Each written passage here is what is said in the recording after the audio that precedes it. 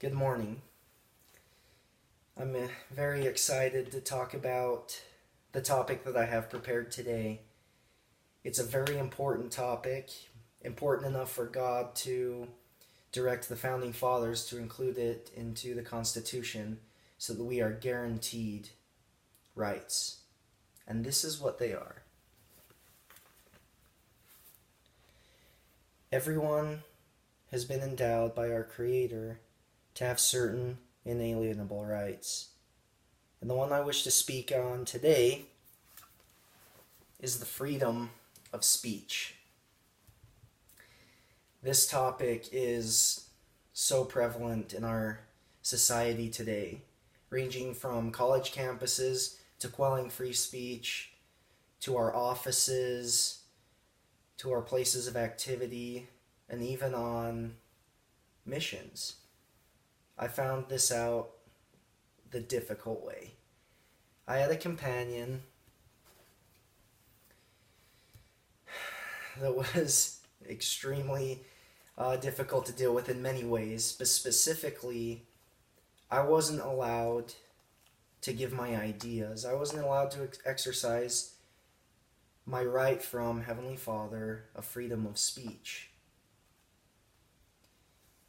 There were certain days that we had to come up with goals and lesson plans, and I was unable to give my input and give my opinion.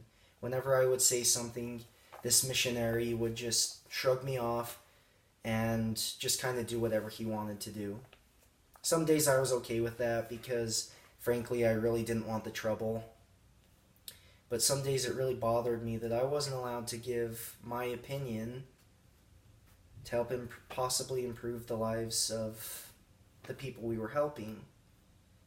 This was also a problem when we would critique each other to help each other improve on teaching skills, even language skills.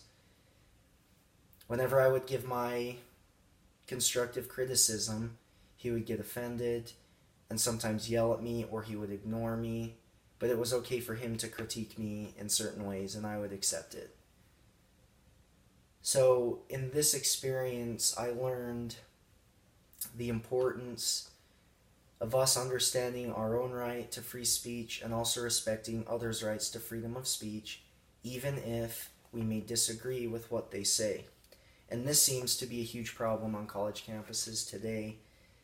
And there's a quote from Kathy Young, a columnist at Newsday and a contributing editor to Reason, that described this kind of situation on college campuses. This is what she said. She said, protesters tried to shut down a speech by author, scholar, and feminism critic Christina Hoff Sommers.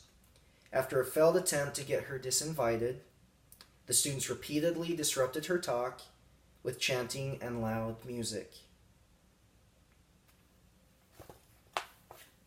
Even when we may disagree with somebody, even when something they say may anger us, if it falls under the freedom of speech, we need to respect their ideas and give our own opinion. Talk about them with the person we disagree with, and maybe both of us can come up with better ideas to improve our society. Another example is when conservative political commentator and editor-in-chief at Daily Wire, Ben Shapiro, goes on college campuses. He does this frequently, and frequently he is met with disdain, and protesting is under the freedom of speech, but violent protesting and students rioting, so that he has to have security to get him through the door so that he is able to give his speech. He had to sneak in to a back door. I can't remember which university. It was the University of Berkeley. And he had to sneak in the back door with security and the students that wanted to hear him so that none of them would be harmed. One of these questions that may come to mind as we hear about these experiences, maybe experience them ourselves, is why do people care so much? When someone hears an idea or says something that we don't agree with, what in us propels us to maybe become violent or yell or become intolerant of the person that we are listening to. We need to get to a point where we hear something someone has a right to say, and we respond with our right and freedom of speech to go against what they say and provide our own rebuttals and disputes to what they are talking about. This question of why people care so much was answered by Greg Lukianoff, the president and Foundation for Individual Rights in Education. This is what he said. The newest threat to speech comes from so-called trigger warnings. Alerts that warn students that they are about to read or hear something that triggers a negative emotional response. It appears that students seek to shut down freedom of speech because they get offended by those that disagree with them.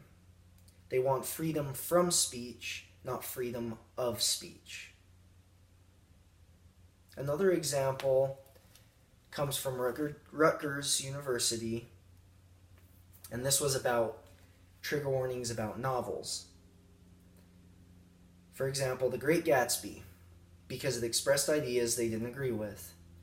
Although we may not agree with someone that may be writing these books or what they may be saying, we must understand that they are protected under the First Amendment.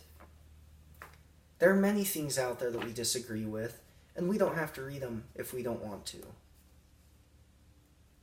But someone might agree with them, and if they are not inherently evil, why should we tell them what they can and can't read or say? It's important to understand that freedom of speech does not come from the government or bureaucracies around the world. It comes from God.